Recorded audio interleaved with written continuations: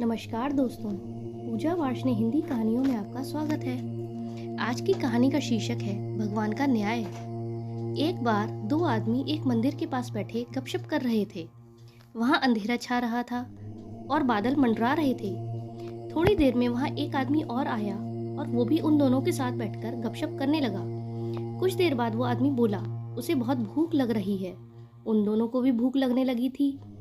पहला आदमी बोला, मेरे पास 3 रोटी हैं। दूसरा बोला, मेरे पास 5 रोटी हैं। हम तीनों मिलकर बांटकर खा लेते हैं। उसके बाद सवाल आया कि 8 रोटी 3 लोगों में कैसे बांटी जाए। पहले आदमी ने राय दी, ऐसा करते हैं, हर रोटी के 3-3 टुकड़े कर लेते हैं, अर्थात 8 रोटी के 24 टुकड़े हो जाएंगे और हम तीनों में 8-8 टुकड़े बराबर बराबर बट जाएंगे। तीनों को उसकी राय अच्छी लगी और 8 रोटी के 24 टुकड़े करके प्रत्येक ने 8-8 टुकड़ों को खाकर भूख शांत की और फिर बारिश के कारण मंदिर के प्रांगण में ही सो गए। सुबह उठने पर तीसरे आदमी ने उनके उपकार के लिए दोनों को बहुत धन्यवाद दिया और प्रेम से 8 रोटी के टुकड़ों के बदले दोनों को उपहार स्वरूप 8 सोने की गिन्नी देकर अपने घर की ओर चला गया। उसके जाने के बाद दूसरे आदमी ने पहले आदमी से कहा, हम दोनों 4-4 गिन्नी बांट लेते हैं। पहला आदमी बोला, नहीं, मेरी 3 रोटी थी और तुम्हारी 5 रोटी थी, अतः मैं 3 गिन्नी लूंगा और तुम 5 गिन्नी रखना। इस पर दोनों में बहस होने लगी। इसके बाद वे दोनों समाधान के लिए मंदिर के पुजारी के पास गए और उन्हें अपनी समस्या बताई तथा समाधान करने के लिए भी प्रार्थना की। पुजारी भी दुविधा में पड़ गया। दोनों दूसरे को ज्यादा देने के लिए लड़ रहे हैं। पुजारी ने कहा, तुम लोग ये 8 गिन्नियां मेरे पास छोड़ जाओ और मुझे सोचने का समय दो, मैं कल सवेरे जवाब दे पाऊंगा।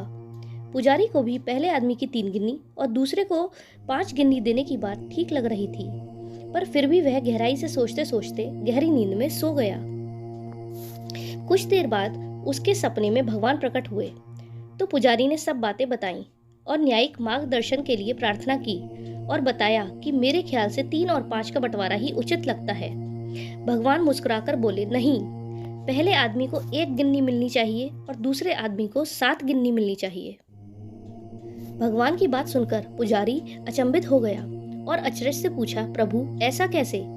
भगवान फिर एक बार मुस्कुराए और बोले, इसमें कोई शंका नहीं कि पहले आदमी ने अपनी 3 रोटी के 9 टुकड़े किए, परंतु उन 9 टुकड़ों में से उसने केवल 1 बांटा और 8 टुकड़े स्वयं खाए, अर्थात उसका त्याग रोटी के 9 टुकड़ों में से केवल 1 टुकड़े का था, इसलिए वो सिर्फ 1 गिन्नी का ही हकदार है।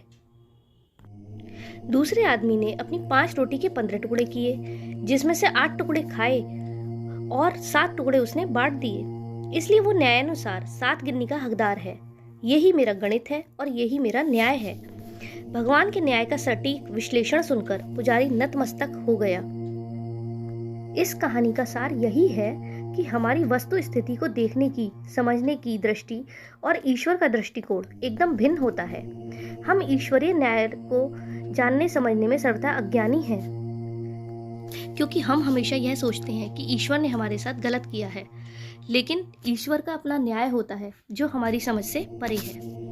तो दोस्तों, कैसी लगी आपको ये कहानी? अगर अच्छी लगी हो तो इस कहानी को लाइक और शेयर जरूर करें और साथ ही चैनल को सब्सक्राइब करें और बेल आइकन भी दबाएं। धन्यवाद।